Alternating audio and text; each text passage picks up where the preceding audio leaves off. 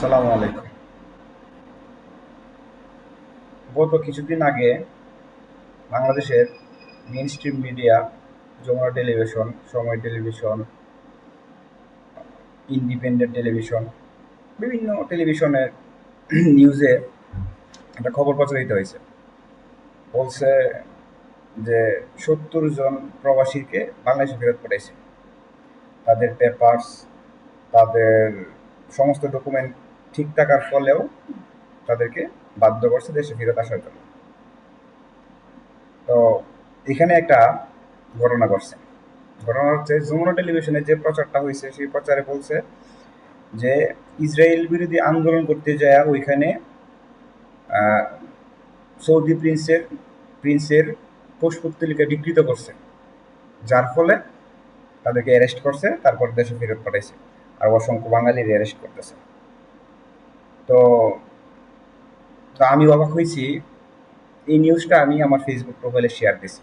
Share দেওয়ার পরে আমি অবাক হয়েছি ব্যাপারটা যে হুট করে ওই যমুনা টেলিভিশনের এই নিউজটা নাই, তো আমার এখানে প্রোফাইলে নাই।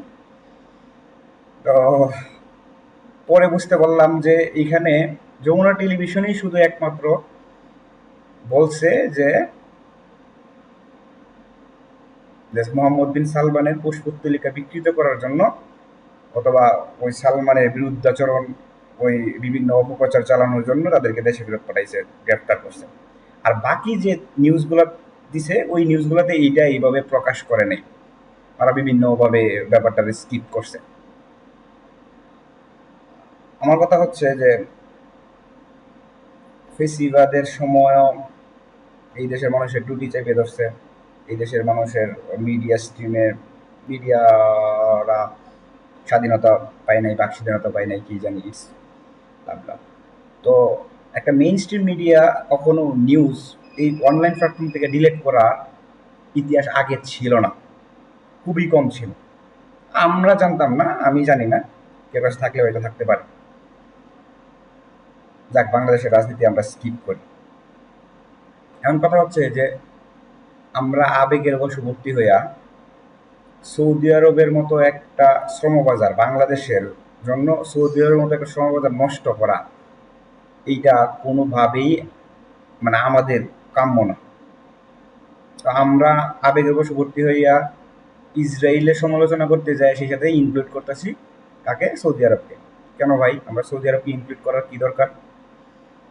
তো যেহেতু আমরা আসলে ওই দেশে কামলা দিতে যাই, তো যে দেশে মানে আপনি যার বাড়িতে কামলা দিতে যাবেন, ওই মনিবের বিরুদ্ধে আপনি অপপ্রচার চালাইবেন, আপনি মনিবের বিরুদ্ধে লাগবেন, মনিবের বিরুদ্ধে কথা বলবেন, মনিবের পুষ্পত্তলিকা আপনি বিকৃত করবেন, আর ওই মনিব আপনারে ওই দেশে রাখবে অথবা ওই বাড়িতে রাখবে, এটা কি ভাই বাস্তব যায়? আপনার যায়? আপনার যুক্তিতে যায়?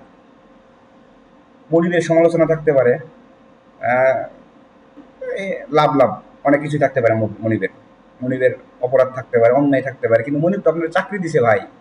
মনিব তো আপনার এই রিজিকের ব্যবস্থা করে দিছে। মনিব তো আপনার খাওয়াইতেছে। রিজিকের ব্যবস্থা আল্লাহ করছে, মনিবের মাধ্যমে আল্লাহ তালা আপনার রিজিকের ব্যবস্থা করছে।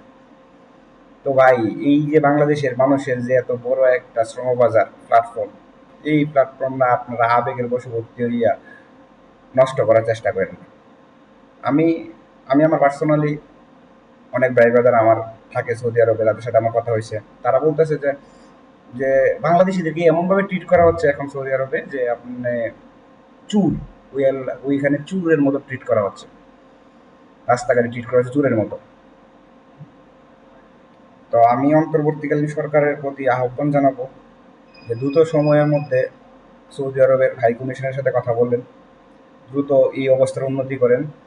যদি তাদের কাছে ক্ষমাও চাইতে হয়, তা আমরা দরকার হয় তাদের কাছে এইটার জন্য ক্ষমা চাওয়া হইলেও আমাদের সমবাজারটা যাতে থাকে, আমরা যাতে এই দেশের মানুষের এই এত বৃহৎ একটা আহ, সমবাজার আমরা নষ্ট না করি। এই দেশে হাজার হাজার মানুষ থাকে সৌদি আরবে, এরা যদি দেশে ফেরত আসে, এমনি দেশের মধ্যে মানে কর্মসংস্থানের কোনো ব্যবস্থা নেই। এই দেশের মানুষ মানে হাজার হাজার মানুষ মানে বেকার ঘুরতেছে। তা আপনি যদি এত এত সংখ্যক মানুষ, এত একটা হিউজ অ্যামাউন্টের মানুষ যদি আবার দেশে ফেরত আসে প্রবাসীরা, তো আমাদের রেমিটেন্সের যে আমাদের রিজার্ভ, আমাদের জিডিপিতে একটা প্রভাব পড়বে। আমাদের কি হইতে পারে, মূল্যস্ফীতি হইতে পারে, ডলারের দাম কমে যাবে, আমাদের যদি জিডিপি কমবে তখন আমাদের রিজার্ভ কমবে, ডলারের দাম বেড়ে যেতে পারে। সবকিছু মিলাই আমরা একটা খারাপ অবস্থার দিকে যাব। তো অন্তর্বর্তীকালীন সরকার যদি এই ব্যাপারে দ্রুত পদক্ষেপ নেয়, হয়তো এই সিচুয়েশনটা আরো খারাপ হওয়ার আগে আমরা দ্রুত এখান থেকে বের হয়ে আসতে পারবো। আর সবাইকে বলি, ভাই আবেগে বশবর্তী হয়ে আপনি পাগল হয়েন না, আপনি বিবেক দিয়ে সবকিছু চিন্তা করেন। আবেগ দিয়া দুনিয়া চলে না, ঠিক আছে? আপনার দেশের মানুষ, এই দেশের মানুষ আপনার হাইপ তুলছে বিদেশে যুদ্ধ করতে। এই দেশের অসংখ্য মৌলবী আছে বিদেশে যুদ্ধ করা যায়, ওই সিরিয়াতে যুদ্ধ করার কোনো ক্ষমতা আছে? যুদ্ধ করা যাইতে পারে না, যায় না, ওরা ইচ্ছে করে যায় না, ওরা রাজনৈতিকভাবে এই ব্যাপারটারে হ্যান্ডেল করার চেষ্টা করে। এই যে আরাকান আর্মি রোহিঙ্গাদের দেশে ফেরত পাঠিয়েছে, মুসলমানদের দেশে ফেরত পাঠিয়েছে, তো ওইখানে যুদ্ধ করেন, বলেন আপনাদের এই মৌলবী যে তাদের আইডল মৌলবী মানেন, তাদেরকে বলেন আপনার ওই আরাকানে যায় যুদ্ধ করতে, আরাকান আর্মির বিরুদ্ধে, দেখে কি জন্য ওদেরকে ওদের মাতৃভূমি রোহিঙ্গাদেরকে দেশে পাঠাইতেছে, বাংলাদেশে পাঠাইতেছে, পিড়াইয়া দেশ বাইর করতেছে।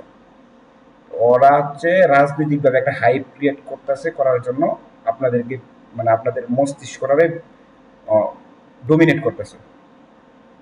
আপনারা মস্তিষ্ক ডোমিনেট না হইয়া আপনি ঠান্ডা মাথায় চিন্তা করেন। এই সৌদি আরব একটা বিরাট বড় প্ল্যাটফর্ম আমাদের শ্রমবাজারের। তো এমন কিছু আমরা না করি, আমরা সমালোচনা করতেই পারি মানুষের, সৌদির বিরুদ্ধে সমালোচনা করে, এই দেশে থেকে সৌদির বিরুদ্ধে সমালোচনা করতে পারি, কিন্তু যখন আমি ওই দেশে কামলা দিতে যাবো, ওই দেশে আমি একটা